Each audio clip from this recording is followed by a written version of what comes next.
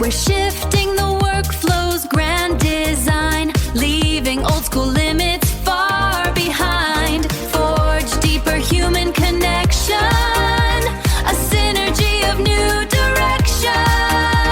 Let's build something brilliant together. The Marblism Partner Network. At 4:17 on Tuesday afternoon, a homeowner searched AC replacement near me. She found Harbor Home Comfort, called the number at the top of the website, and heard a voicemail that said, "Please leave a message." She left one. At 4:24, she called the next company. By dinner, that competitor had scheduled a home visit. Harbor's owner never knew they had lost the opportunity. And Harbor's owner would probably call that a marketing problem. Exactly. But the lead was not missing.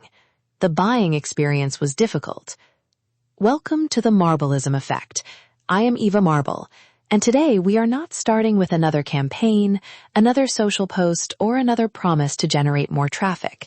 We are going to inspect what happens after attention arrives. Good content should do more than fill space. It should answer the question that brought someone there in the first place.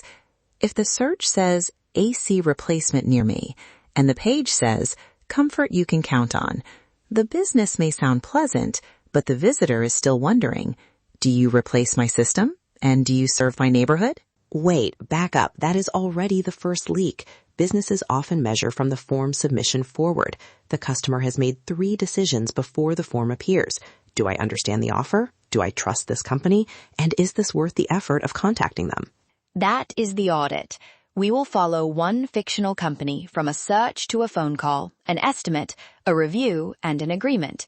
Penny will challenge the message and the proof. Stan will challenge the response and the follow-up. I will keep asking the uncomfortable question, what should the owner fix first? Because if we find 14 problems, the owner does not need 14 new projects. They need the one change most likely to help a customer move. Here are the numbers for Harbor Home Comfort. Last month, they received 38 inquiries. They answered 24 calls or messages, sent 17 estimates, and booked 6 jobs. The owner says, our marketing is underperforming. Stan, where would you begin? I would not begin by buying more leads. I would ask what happened to the 14 inquiries they did not answer, and what happened between the 17 estimates and the 6 bookings. But before that, I want to see what promise attracted the inquiries. If the wrong people are arriving, better follow-up will only help Harbor politely process the wrong demand. Fair. I can live with that. So we start at the first checkpoint. Can the visitor understand the offer? Penny, here is Harbor's homepage headline. Comfort you can count on since 1998. Under it, the page lists repair, installation, maintenance, indoor air quality, financing, and emergency service. What do you hear? I hear a company with history. I do not yet hear the answer to the search. The page needs a plain sentence near the top. Harbor replaces and repairs heating and cooling systems for homeowners in the Lakeside region. Then it can explain the differences between repair, replacement, and maintenance. Let's rank this the right way. Answer the urgent question first, decorate the answer second. I agree with the service area and the service type. I am less convinced that the home page needs to explain everything. A person with a broken system may not want to read a guide before calling. I am not asking for everything. I am asking for enough. If the page forces a homeowner to call just to discover whether Harbor handles their type of system, the business has created an unnecessary question. That distinction is useful. The fix is not write 50 articles. It is one clear promise, 3 visible service paths, and a service area answer. Penny can review the search intent and the questions people use. The human owner still confirms what Harbor actually offers and where it operates. I turned that topic into traffic only if the page earns the click after it arrives. A search result can bring someone in, but the page has to reduce uncertainty. Otherwise, the traffic report looks healthy while the customer quietly leaves. Now we test trust. Harbor has 12 online reviews, most of them saying some version of great company, highly recommend. Helpful but broad. Penny, what would you change? I would place one relevant review beside the next action. For replacement, show a review that mentions the old system, the options, the installation, and what happened afterward. For emergency repair, show a different kind of proof. The customer is not asking, "Are you generally nice?" They are asking, "Have you handled a situation like mine?" That is better than building a giant testimonial library. If the booking button is beside a review about a furnace installation, do not make the visitor hunt through 5 pages for it. And no invented proof. An agent can organize existing reviews, identify repeated customer concerns, and suggest where evidence belongs. It cannot create a result Harbor never delivered. That is the human approval point. Right. The customer can forgive a small company for not having 100 reviews. They are less likely to forgive a claim that feels polished but unsupported. Let's move to the call. It is 4:17. The owner is on a job. The voicemail says, "Leave a message." No estimated response time, no option to request a text, no question about whether the caller has heat or cooling. Rachel, the AI receptionist, would be useful here, but you are reviewing this with us as the business team. What is the smallest credible improvement? The smallest fix is a response promise. Tell the caller when someone will respond and give them another route if the situation is urgent. Then, capture the request in one place. And make the voicemail sound like a person, not a locked door. Something like, "We are helping another homeowner right now. Leave your name, service address, and whether you need repair or replacement, and we will respond by 6. If the situation is urgent, use the text option on our website." That is good, although I would not ask for the service address before anyone has agreed to a visit. Name, number, and the basic problem are enough at this stage. Yes, fair. The customer should not have to complete an intake form just to find out whether someone will call back. That is our first real disagreement, and it improves the answer.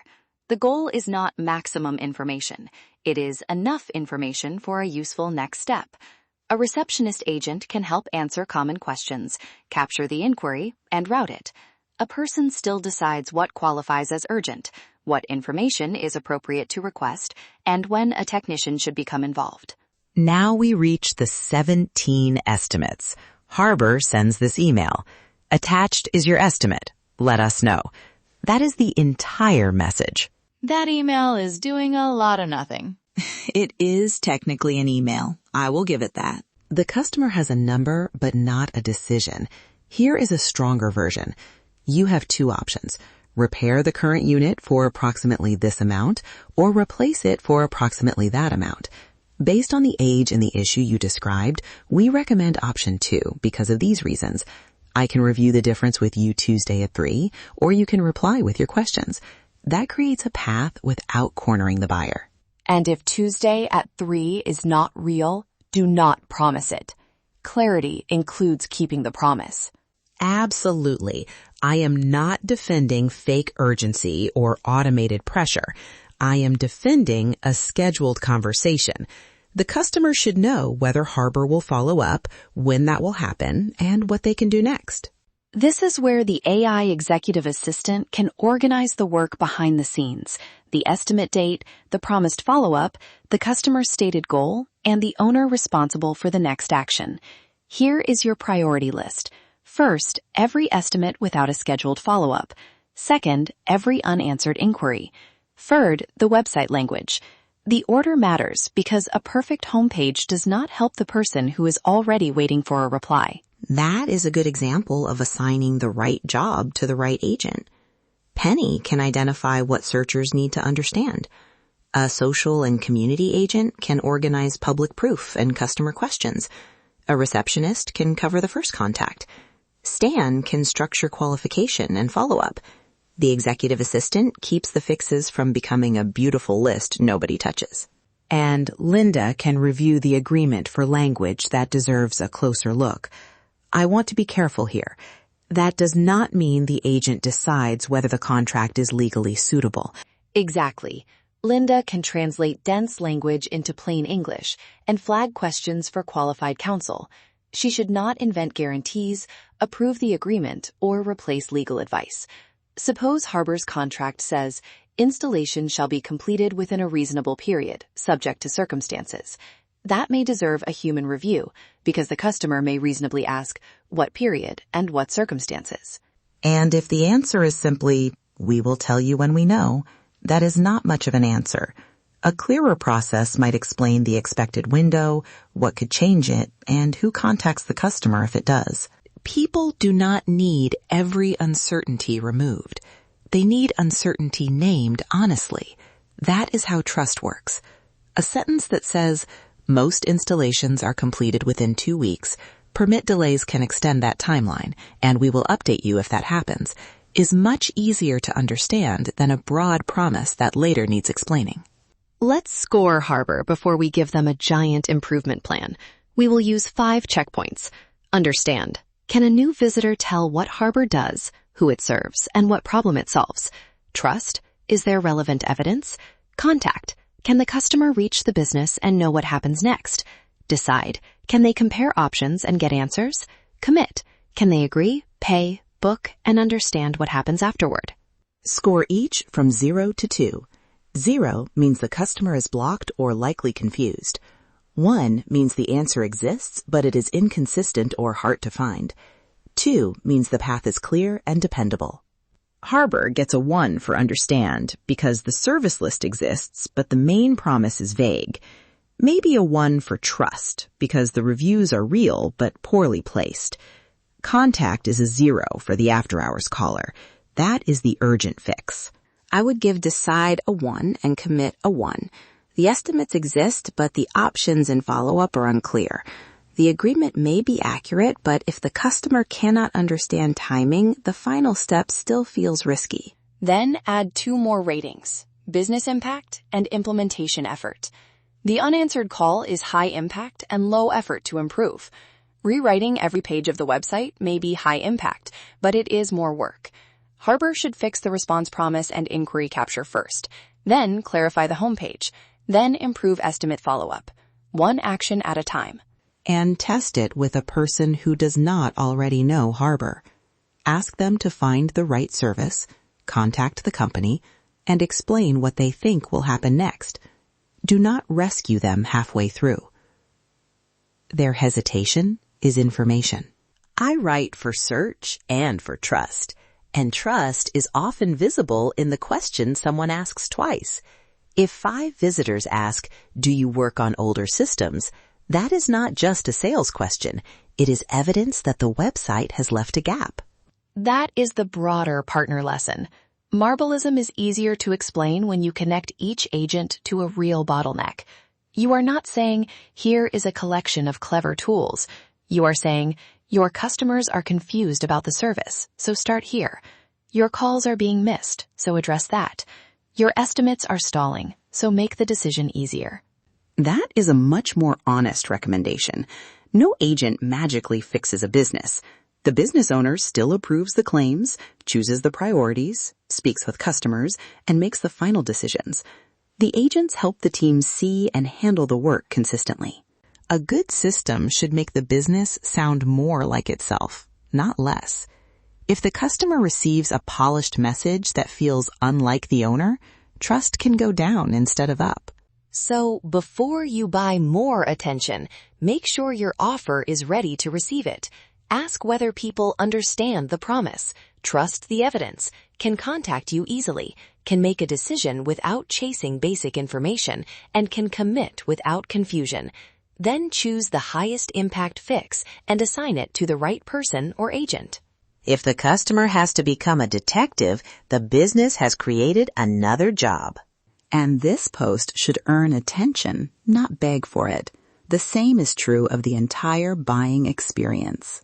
Thanks for listening to The Marbleism Effect, part of Marbleism Partner Network. Subscribe for more practical episodes on AI agents, business workflows, communication, and growth. Then run the 5-question audit on your own customer journey. Find one place where a prospect may hesitate, choose one improvement, and test it with a real person this week. You can explore Marbleism and the partner opportunity through my link in the show notes. Marbleism, where your AI agents do the office work so you can do the customer work. See you next time. Ooh. The Marblism Partner Network. We're shifting the